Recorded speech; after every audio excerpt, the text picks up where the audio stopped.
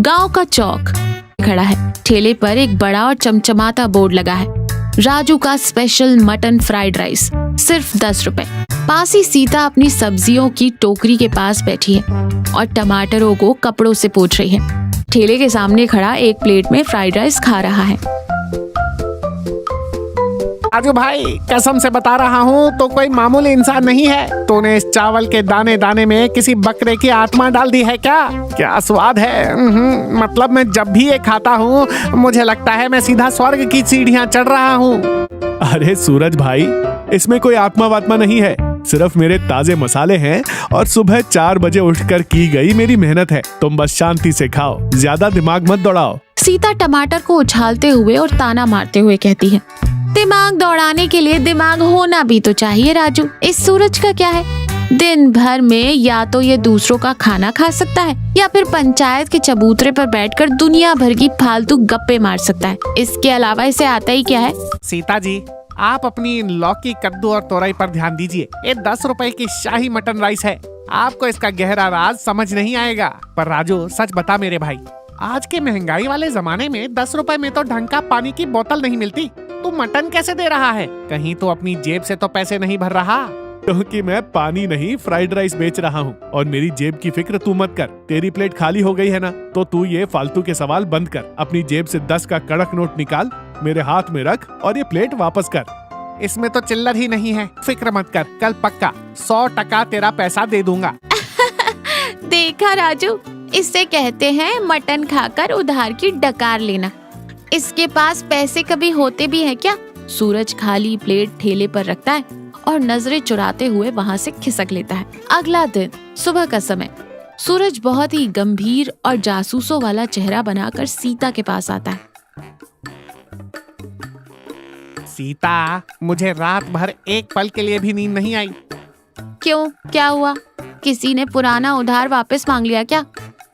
मजाक बंद करो सीता, मैंने पूरी रात बैठकर गणित लगाया है। 1 किलो मटन बाजार में आता है 800 रुपए का। उसके बाद अच्छे वाले चावल, तेल, गैस का खर्चा और मसालों का पैसा अलग। इन सबको मिला लें तो एक प्लेट की कीमत कम से कम 50-60 रुपए होनी चाहिए। और हमारा राजू बाबू वो पूरी प्लेट मटन राइस सिर्फ 10 रुपए में दे रहा है। ये तो गणित के भी बाहर है और अर्थशास्त्र के भी। इस सब में पक्का कोई बहुत बड़ी गड़बड़ है। किस तरह की गड़बड़? वो बेचारा लड़का रोज सुबह 4 बजे उठकर काम करता है, दिन भर पसीने में नहाता है। वो किसी के घर में चोरी चकारी नहीं करता। तुझे उसे देखकर इतनी जलन क्यों होती है रे? जलन नहीं सीता, ये मेरी सामाजिक जिम्मेदारी है। तू ही सोच, वो मटन कहाँ से लाता है? कहीं वो रात के अंधेरे में लोगों की मुर्गियों पर मटन का लाल रंग तो नहीं पोत देता? या फिर वो कोई जादू टोना, कोई जड़ी बूटी मिलाता है जिससे लोगों को लत लग जाए? मुझे इसके पीछे का राज जानना ही होगा। आज रात में उसके घर जाऊंगा और रंगे हाथों पकड़ूंगा। सूरज, तू किसी दिन अपनी फालतू की जेम्स बॉन्ड वाली जासूसी के चक्कर में बहुत बुरी तरह मार खाएगा। उससे उसका काम करने दे और तू भी कोई ढंग का काम ढूंढ ले। ये पेट और स्वाद का सवाल है सीता जी। मैं जा रहा हूँ सच्चाई का पता लगाने। सत्य की जीत होकर रहेगी।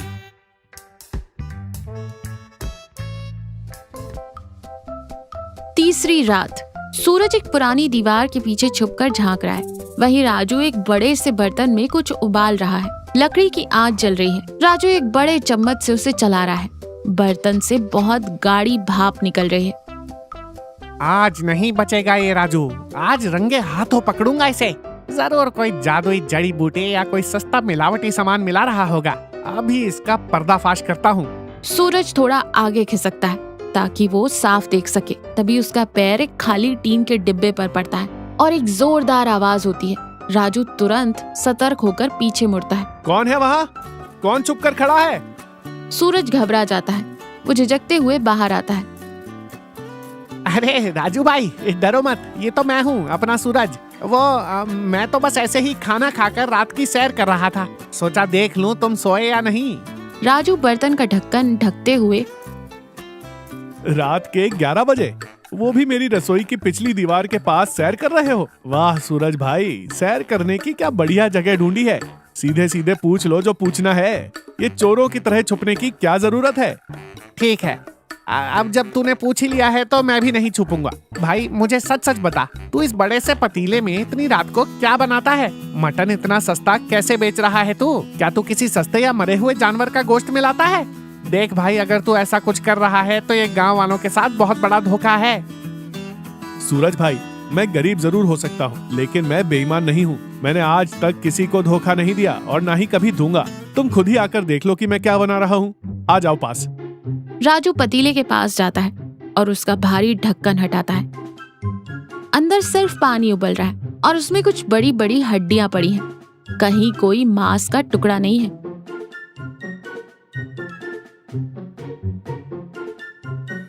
हैं? ये क्या है? इसमें तो सिर्फ हड्डियां हैं, वो भी सूखी हुई। बोटियां कहाँ हैं? यही तो मेरा राज है सूरज भाई। मैं फ्राइड राइस में मटन की बोटियां नहीं डालता हूँ। मैं रोज शाम को कसाई की दुकान पर जाता हूँ, वहाँ से वो बची हुई हड्डियां और थोड़ा सा फैट ले आता हूँ, जो वो लोग फेंक देते हैं या फिर 10-20 रुपए किलो में दे देते हैं। मैं उसे पूरी रात धीमी आंच पर उबालता हूँ। इससे मटन का सारा स्वाद, सारा सूप इस पानी में आ जाता है। फिर अगले दिन मैं इसी सूप में चावल पकाता हूँ।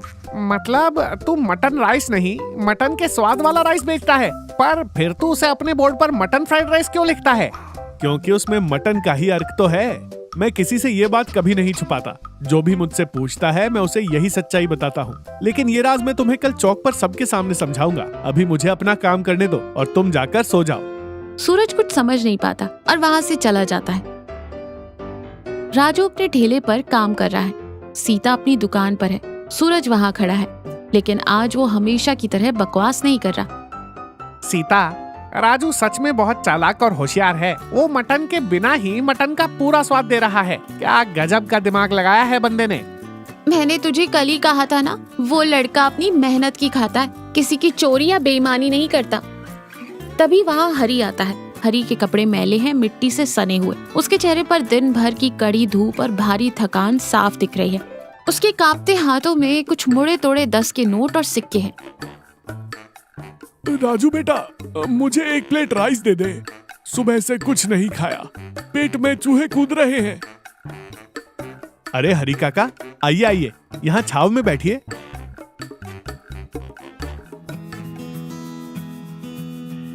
फिर एक बड़ी सी प्लेट लेता है, उसमें गर्मा गर्म फ्राइड राइस भरता है, ऊपर से थोड़ा सा बारीक कटा प्याज डालता है और आधा नींबू निचोड़कर हरी को देता है। हरी एक बड़ा निवाला खाता है और उसके खाते ही उसकी आंखें भर आती हैं। बेटा, मेरे जैसे दिहाड़ी मजदूर की दिन भर पत्थर तोड़ने के बाद की कमाई सिर्फ 150 रुपए होती है।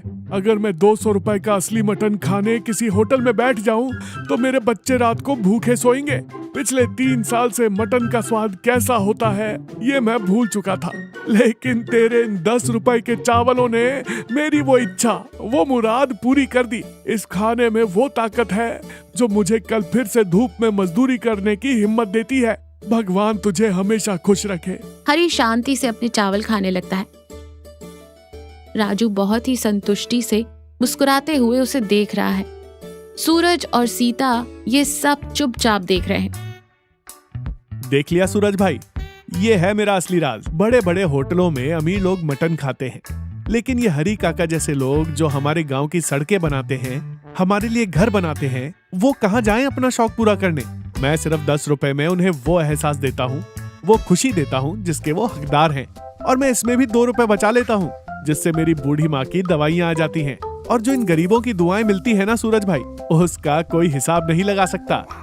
राजू भाई, मुझे माफ कर दे यार। मैं तुझे बहुत चालाक और बेईमान समझ रहा था। मुझे लगा तू कोई फ्रॉड है, लेकिन तू तो एक इंसान नहीं, एक चलता फिरता मंदिर है भाई। तूने साबित कर दिया कि बिजनेस सिर्फ दिमाग से और मुनाफे के लिए नहीं, बल्कि दिल से भी किया जाता है। तेरा दिल बहुत बड़ा है। सीता मुस्कुराते हुए अपनी आंखें पोंछते हुए, आज पहली बार, इतने सालों में पहली बार सूरज के मुंह से कोई समझदारी वाली बात निकली है। राजू, तू सच में बहुत नेक काम कर रहा है। यार राजू, तेरी ये इमोशनल बातें सुनकर मेरी आंखों से तो गंगा जमुना बहने लगी है, लेकिन मेरा पेट अभी भी एकदम खाली है। एक काम कर, ये आंसू पोंछ और मेरे लिए भी 1 प्लेट लगा। और हाँ, एकदम फुल प्लेट लगाना। प्लेट तो लगा दूंगा सूरज भाई, लेकिन आज नकद नारायण देना होगा। उधार का खाता बंद। दुआएं फ्री हैं, पर फ्राइड राइस के 10 रुपए पूरे लगेंगे। सूरज भी हंसते हुए तुरंत अपनी जेब से 10 रुपए का कड़क नोट निकालता है। ये ले मेरे भाई, आज से मेरी जासूसी हमेशा के लिए बंद और राजू का स्पेशल मटन फ्राइड राइस रोज के लिए चालू। तीनों जोर से हंसते हैं। हरी भी मुस्कुराता है और शांति से अपना खाना खत्म करता है।